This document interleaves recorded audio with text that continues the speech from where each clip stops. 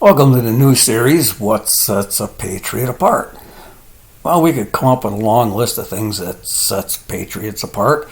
For the time being, we'll concentrate on one detail, a basic knowledge of the Constitution, which is important for being a patriot. Well, where do we go to learn about the Constitution? We could read the Constitution. It is online, and we should read it and review it from time to time. The government actually has a fund paying people. I think basically those are licensed attorneys who can't make a living on their own. They actually get paid tax dollars to challenge sections of the Constitution. Some challenge a single word in the Constitution. I'm not sure what they get paid. I looked at that government website once and I thought it was just a big waste of time.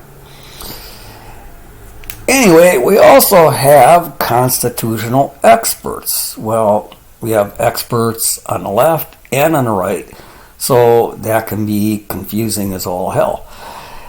I think the best place to begin is to establish a basic understanding of the people who actually wrote the Constitution.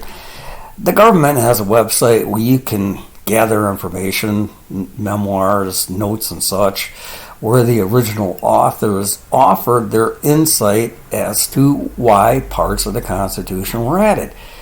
Now, that can be really valuable information. Another place to begin is to look at the history of the U.S.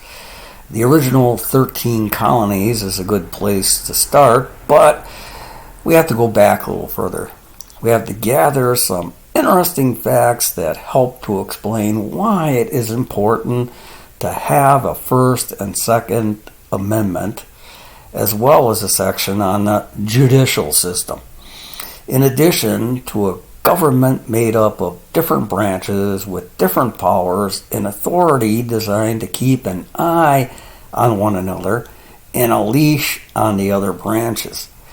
You see, that's all important. We all know the Constitution was constructed to protect the rights and liberty of the people. That is probably about the most important point about the Constitution. It was constructed to protect the rights of the individual. The individuals the government was designed to serve. To answer the question why the authors of the Constitution thought it was so important to design a government to serve the people, we have to go back to Europe before the 13 colonies were established.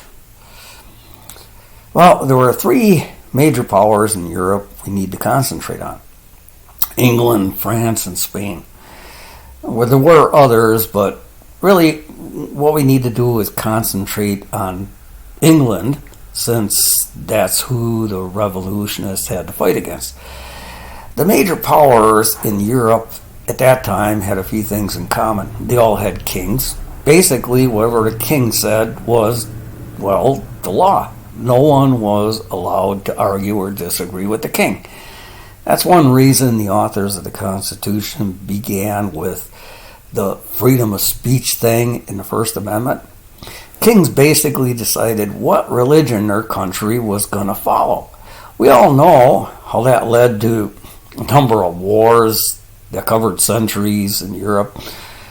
As time marched on, new religions or denominations popped up, and eventually they were allowed to kind of coexist with the king's established church, with, of course, certain rules and restrictions.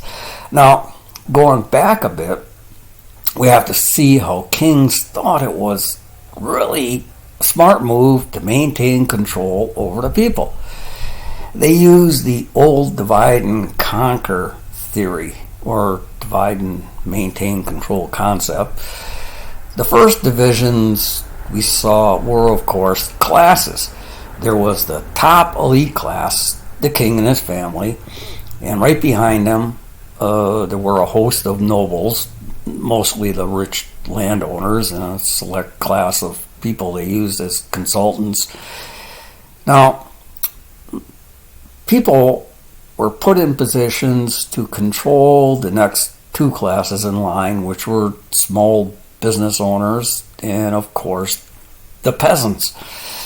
Now, creating classes may have sounded like a good way of maintaining control for kings, but it was, in fact, a really poor political move, because dividing people into classes creates enemies,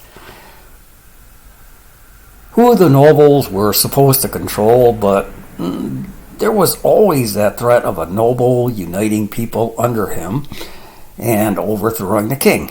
Now, if we take a look back, European history is filled with all kinds of examples of nobles trying to raise up the people, ban them all together, and, overthrow the king.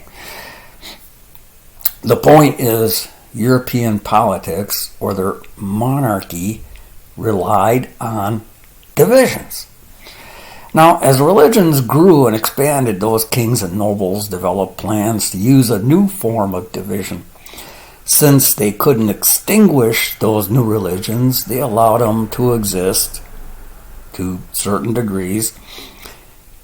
But what they did is they turned those religions or denominations against one another.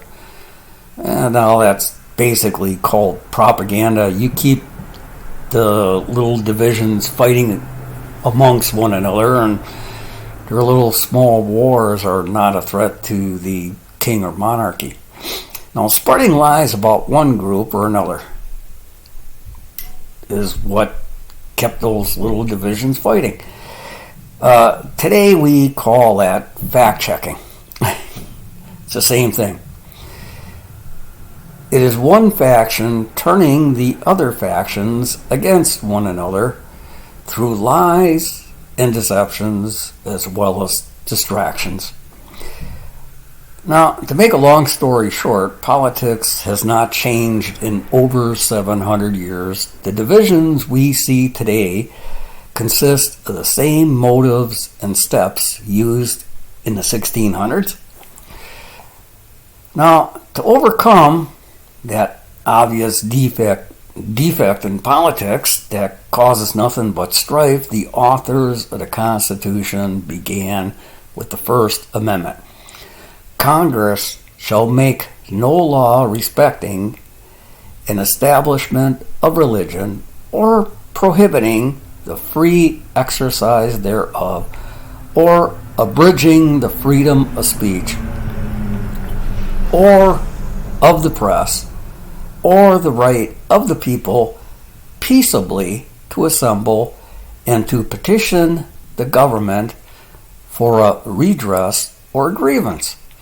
In other words, people were always allowed to get into whatever religion they wanted to, and the government could never favor one religion over another, and the people were always allowed to complain about what the government was doing. It's right there in the First Amendment. Simple. The U.S. government was not allowed to favor one religion over another, and people were allowed to always voice their opinions. Couldn't get any easier than that. Made everybody happy. Now, to gain a better understanding of the First Amendment, we need to take a look at early American history that consisted of colonies. We all know the early colonies were controlled by English companies, business owners who paid a fee to the king for control over a section of land and the population we know as a colony. Now, back in those days, it took a few months to cross the Atlantic, and the king had to maintain control somehow. So the land was divided up and control sold off to business owners who paid the king fees, which sounded great. The king had total control over the nobles. Since they were still in England, they could be arrested, their lands and possessions confiscated if the king didn't like the news he heard from the New World. Everything seemed great, except for the people who lived in the colonies. The governors imposed harsh laws and high taxes. There was always a chance the people in the New World would band together and overthrow the governors. Well, that would have been easy since they were outnumbered. So the king used the same division tactics used in England to keep the colonies under control.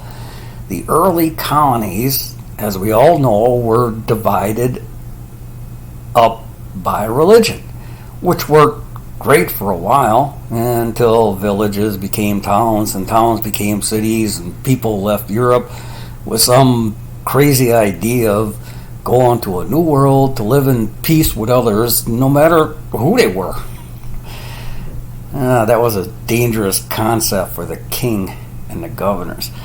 Well, eventually people in those cities met in places like bars, saloons, as well as churches, barbershops, the local store, all over the place. And guess what? They all found common ground. Right? Even though the kings, nobles, and governors tried their best to use propaganda to keep the colonists divided, those colonists talked to one another. And guess what? They were the first to find out what fake news was and rejected it. The revolutionist spirit was born. Another obvious factor that had to be addressed was the king's control over firearms. Sure, there were weapons for hunting and such, but for the most part, common people were discouraged from owning firearms.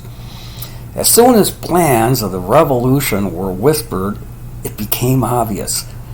The lack of a total ban on firearms in the New World was a mistake, and it was too late to correct it. Which brings us to the Second Amendment.